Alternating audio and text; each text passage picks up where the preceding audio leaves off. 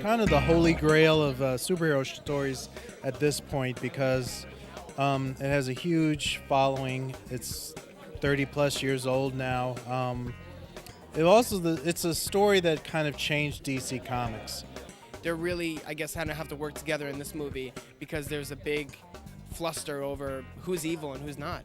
I always loved Teen Titans, Beast Boy being one of my favorite characters, not because I'm playing him, no bias. Like, I really liked Beast Boy. You know, I always think Teen Titans is a family that was chosen. They chose each other. They made each other their family because they're made up of outsiders and exiles and difficult people, and there's different personalities that make up the Titans. At this point in the series, he's come to accept who he is as a person and accept his role as part of the Teen Titans and kind of mingled himself into the family. He's begun to trust his teammates, and he's much more on smooth and common ground. I mean, Damien's still a brat. You can't exactly change that, but he's more of a not as much in your face insulting you brat. It's more like friendly burns and friendly competition at this point. I guess Beast Boy would be the silly little brother if it was a family. Damien would be like the punk little brother that like everyone kind of just like has to like cope with. Beast Boy would be like the silly little brother that everyone kind of just rolls their eyes at. There are a lot of bad forces in the movie that kind of give you things to worry about and give you, a sense of tension.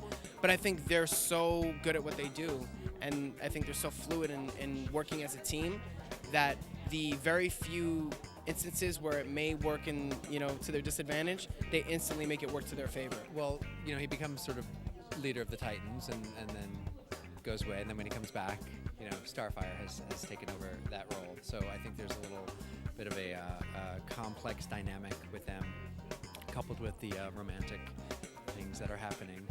We tried to do something that has nods, to the source material, but has to work for the narrative that we created. So he's a cult leader, so we gave him stuff that looked like a religious, sort of leader, like almost like a priest or something like that, and we incorporate, and then he has an evolution where this is him with his congregation or his followers, and then this is him in more of a supervillain look, but there's a through line that connects all that stuff. And yeah, frankly, when the design from the comics is terrible, you would think it would be easier, but sometimes it's harder because you have to come up with something that isn't that, but still reads as that character. There's a lot of Teen Titans stories besides Judas Contract, and I'm glad we're getting that out of the way because that's kind of been hanging over the Teen Titans as a franchise for a long time.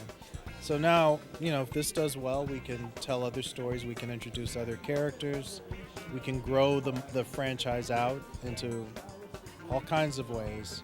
I really want to do a movie where we go to Starfire's home planet and tell that story.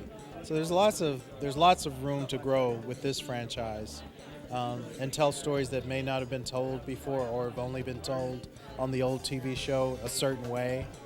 So I'm looking forward to it. I hope this does well. So.